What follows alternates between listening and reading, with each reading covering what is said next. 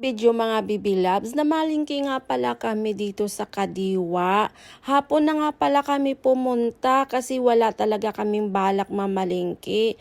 Ang kaso pagbukas namin sa aming refrigerator, wala nang lulutuin. So sabi ni Habi, saglit kami sa Kadiwa mamalingki. Ayan na nga dito, bumili na nga ako ng itlog dito. Tapos bumili na rin ako ng munggo. Napasaglit nga pala ako sa tilapia diyang tumatalon-talon. Kasi nga sabi ko, ala ang sarap ihawin na. Napabili kami ni Valentina. Ayan, si Valentina nga kaway-kaway pa dyan. Siya daw yung model ng mga tilapia dyan. Tingnan nyo yung tilapia, tumalon na nga. Parang gusto bumalik ng tilapia sa dagat. Ayan, tumalon na nga ang lula nyo. Sabi ni Kuya, pabayaan na lang kasi marami daw siyang tilapia. Ibigay na lang daw sa iba. Ayan, nagmarinate na nga pala ako ng limpo dito. Ihawin na namin to kasi nga yun po yung aming ulam. Nagpabili na rin ako ng pusit. Tsaka tilapia dyan. Yan, ihawin namin. Yan ang ulam namin. Sa kanila naman ihabi, limpo. Ayan, yan ang ihawin ko. Tapos munggo.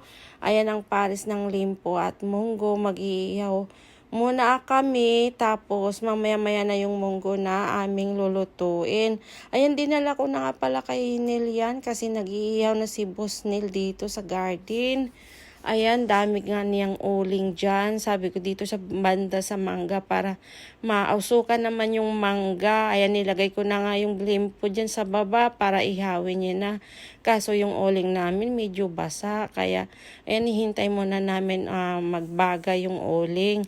Ayan nga, pinagdisketahan ko yung talong kasi ang laki na. Parang sarap ihawin. Ayan, yung laki niya na. Parang gusto ko pitasin, pero sabi ni Prylin, wag muna kasi kapipitas niya lang daw.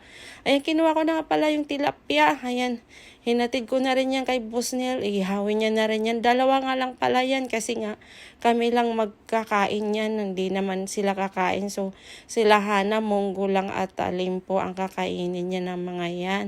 Kaya hinatid ko na rin yung tilapia kasi ginawa na rin pala yan ni Prylin.